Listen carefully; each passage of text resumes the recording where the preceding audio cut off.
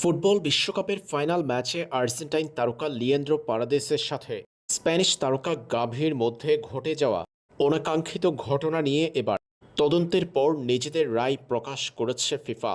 বিশ্ব ফুটবলের সর্বোচ্চ নিয়ন্ত্রক সংস্থার প্রকাশিত রায়ে শাস্তির মুখে পড়েছেন বেশ কয়েকজন তারকা। বিশ্বকাপের ফাইনালের পর ম্যাচে শেষ বাঁশি বাজতেই মাঠে স্প্যানিশ তারকা গাভিকে সজোরে ধাক্কা দিয়ে ফেলে দিতে দেখা যায় লিয়েন্দ্রো পারাদেসকে। এ সময় আর্জেন্টিনার বেশ কয়েকজন তারকা সেই দ্বন্দ্বে জড়িয়েছেন। শেষ পর্যন্ত আর্জেন্টাইন কোচ লিওনেল স্কালোনির হস্তক্ষেপ পাশাপাশি মাঠে থাকা অন্যান্য কোচিং স্টাফদের দ্বারাই শান্ত হয় পরিস্থিতি। এদিকে এই ঘটনাকে বিশেষ তদন্তের মাধ্যমে তদন্ত করেছে ফিফা। এবার তারা জানিয়েছে রায়, তাতে 10 ম্যাচের নিষেধাজ্ঞায় পড়েছেন আর্জেন্টাইন তারকা লিয়েন্দ্রো পারাদেস। তাকে গুনতে হবে $90,000।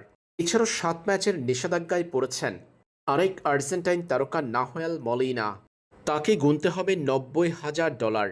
এছাড়াও আর্জেন্টিনার থিয়াগো আলমাদা পড়েছেন 1 ম্যাচের নিষেধাজ্ঞায়।